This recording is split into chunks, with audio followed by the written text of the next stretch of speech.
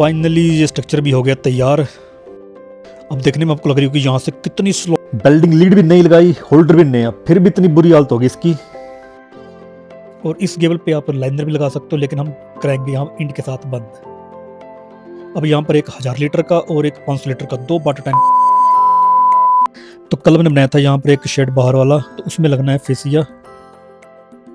तो करना तो आज फेसिया का काम है, लेकिन मुझे एंगल लग रहा है थोड़ा कम। अब एक लेंथ तो बो पड़ी हुई है सामने। एक तो हमें चाहिए टक फेसिया जो लगना आगे की तरफ। तो ऐसा करते हैं कि पहले बनाते हैं सामान की लिस्ट कि हमें क्या सामान चाहिए और सामान फिर मंगवाते हैं। ये कर सकते हैं काम।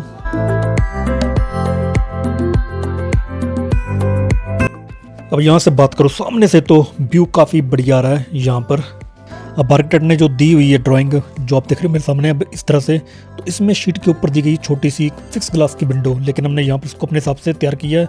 और यहाँ पर अब एल्यूमिनियम की विंडो आ जाएगी जिसमें आप फिक्स विंडो कर सकते हैं या फिर आप कर सकते हैं इस तरह से स्लाइडिंग विंडो।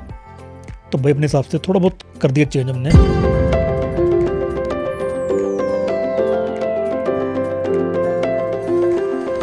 तो आज हमें काम है यहाँ आगे, तो यहाँ पर साइड में तो लगेगा प्लेन फेसिया और आगे आएगा टक फेसिया।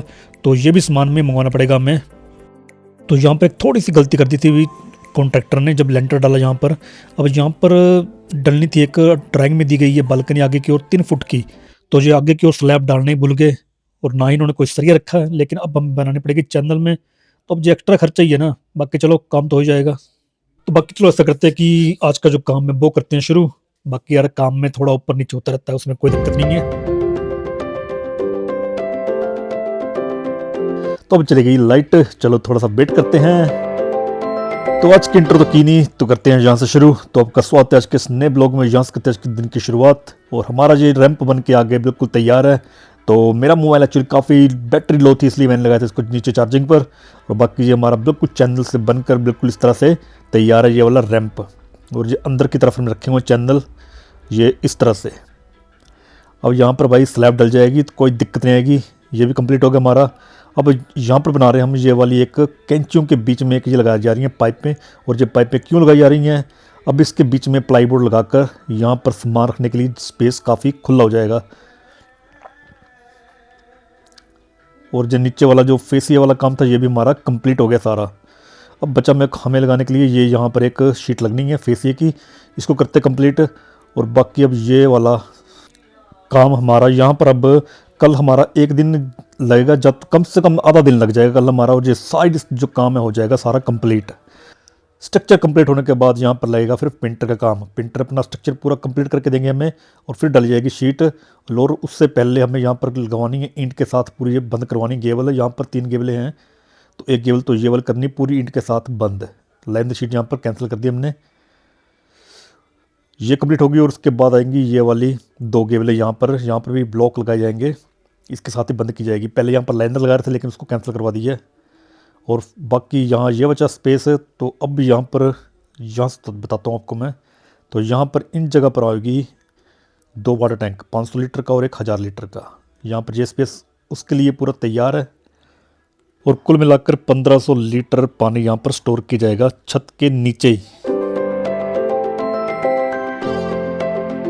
अब ये छत का काम भाई बरसात में सारा हुआ है और इतना बढ़िया मौसम ने साथ दिया तभी जाकर ये वाला काम सारा कंप्लीट हो पाया। अब हमें याद है पिछले साल भी हमने ये काम किए थे बरसात में ही।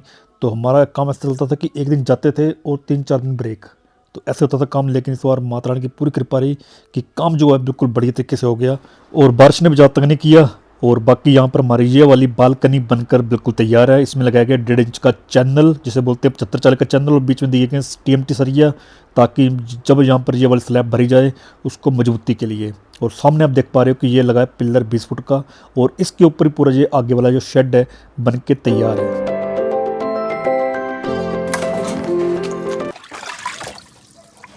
तो अब ये लीड होगी भाई तगड़ी गर्म। अब बेल्डिंग लीड भी नहीं है और होल्डर भी नहीं है, और ये हालत है इसकी। तो ये बेल्डिंग लीड ली थी मैंने पालमपुर में। भाई दुकानदार अपनी चीज़ को बोलते हैं कि बहुत ही बढ़िया चीज़ है, और ये देख लो अब क्या हालत है। अब 1-1.5 घंटा तो चल रही बढ़िया, उसके बाद हमें करनी पड़ रही है ये पानी में ठंडी।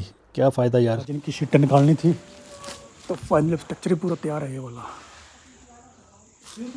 पूरा तैयार स्ट्रक्चर।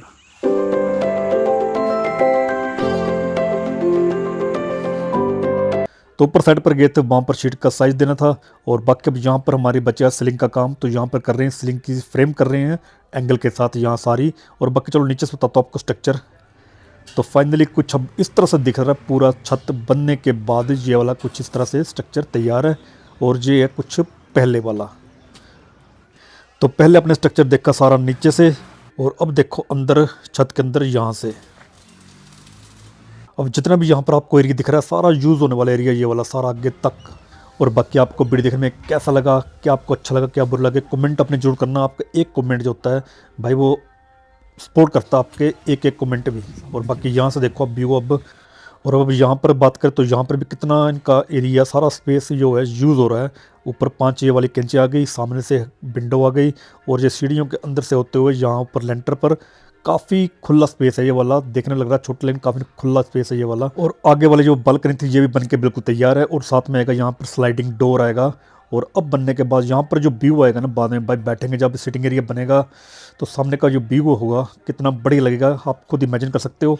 इसलिए बोलता हूँ कि आपका एक एक कमेंट जो होता है ना वो आप मोटिवेट करता है हमें काम के लिए आगे, और ताकि आपके लिए बड़ी से बढ़िया कंटेंट हम बनाकर आपको दिखा सकें। तो ये नीचे वाला स्पेस भी सारा कंप्लीट हो गया। अब बताता हूँ मैं आपको ऊपर छत के टॉप से चलते हैं, चलो। तो फाइनली ये वाली हमारी ऊपर वाली टॉप प्रूफ। अब इसी छत के साथ दोनों तरफ की छत जो बिल्कुल एक दूसरे के साथ जुड़ी हुई हैं, तो यहाँ से आप स्लोप्स की चेक कर सकते हो कितनी ज़्यादा तेज़ स्लोप है। और वो सामने वाली छत भी इसके साथ कनेक्ट है, और सामने बना हुआ नीचे परगोला वो दोनों छत के साथ कनेक्ट है। और बाकी आप देख सकते हो इसकी स्लोप कितनी तेज़ है, और सामने वाली छत भी इसी छत के साथ जुड़ी हुई है। और बाकी अब शीट डालने के बाद कैसे दिखेगी वो तो देखेंगे हम अगले आने वाले ब्लॉग में। और आजकल काफ़ी डिमांड पे है स्लोपी रूफ, और बाकी छत देखने में भी अच्छी लगती है। तो हमें बाहर जो हमारी फॉसलिंग हुई है अब देखो इस तरह से जिसकी फ्रेम कर दी सीलिंग की, बाकी इसमें आएगी सारी लाइनर शीट।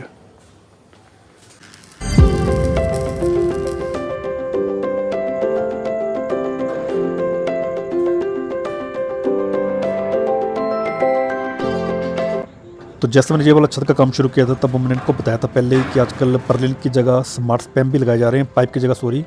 और बाकी अब उनका बजट काफ़ी ज़्यादा था भाई, क्योंकि काफ़ी डिफरेंस आ रहा था।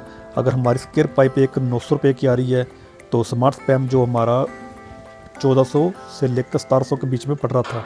अलग अलग साइज में अवेलेबल है, तो उस हिसाब से भाई हमने वो कैंसिल कर दी, क्योंकि यहाँ पर कम से कम 200-250 पाइप लगा हुआ। तो आपने कमेंट जरूर करना है कि जैसे हमने यहाँ पर ये छत में लगाया टक फेसिया, अगर यहाँ पर हम लगाते प्लेन फेसिया तो देखने में छत कैसी लगती। और आप सभी को टक फेसिया और प्लेन फेसिया में से कौन सा फेसिया ज़्यादा अच्छा लग रहा है देखने में। अब यहाँ पर स्लोप इसकी काफ़ी तेज़ है। और फाइनली यहाँ पर हमारा जो स्ट्रक्चर काम है सारा हो गया कंप्लीट। और बाकी अब दूसरी साइड पर भी ऊपर शीटें जो हैं वो पहुँच गई हैं, और बाकी अब कल से वहाँ पर करेंगे शीट काम शुरू। बाकी सामान हम लेके जाएंगे सुबह। और बाकी अब यहाँ से अब देखो अंदर का स्पेस जो कितना यूज़ हो रहा है। और सामने हमने ये डाली हुई हैं बीच में पाइपें, कैंचों के बीच में ये वाली पाइपें। तो ये क्यों डाली गई हैं, तो आप यहाँ से देखो ये बनी हुई छत पूरी, और छत के बीच में जो सारा स्पेस पूरा कवर कर दिया पाइप के साथ। तो ये वाला क्यों किया गया है, क्योंकि यहाँ पर अब जितना भी पुराना सामान होता है कई बार पड़ा हुआ घर पे, ट्रंक पेटिंग और कितना सामान होता है आपको पता ही है घर पे। और सारा यहाँ पर प्लाई बोर्ड लगाकर उसको बढ़िया से बंद करके इसके ऊपर बन जाएगा सारा स्टोरेज। इस तरह से प्लाई बोर्ड आएगा, साइड में बंद करके अपने हिसाब से वो आप कस्टमाइज़ करवा सकते हो। अंदर रूम बनवाने या कैसे करवाना है वो आप अपने हिसाब से करवा सकते हो। बाकी ये सारा स्टोरेज का काम करेगा छत के अंदर। तो ये अंदर स्टोरेज बनाने के चक्कर में हमारा यहाँ पर लगा लगभग 130-135 किलो हमारा पाइप लग गया ये वाला हमारा बीच में ही। बाकी इसका जो यूज़ है काफ़ी होने वाला है, और बाकी खर्चा होगा, लेकिन भाई जब बाद में करवाएंगे, अभी तो करवाने की कोई ज़रूरत नहीं है। जब इनको ज़रूरत पड़ेगी और सीलिंग इसके नीचे आ जाएगी, बाद में ऊपर ये वाला काम आराम से करवा सकते हो, उसमें कोई दिक्कत नहीं आएगी। और यहाँ हमारी लोकल भाषा में बोलते हैं इसको तल्लड़। तो कैसा लगा आपको ये वाला स्टोरेज। और फाइनली आपने देख लिया सारा छत का डिज़ाइन बाहर से भी। तो आपने कमेंट में जरूर लिखना कि आपको कैसा लगा इस छत का डिज़ाइन। तो मिलते हैं आपसे कल एक और नए ब्लॉग में।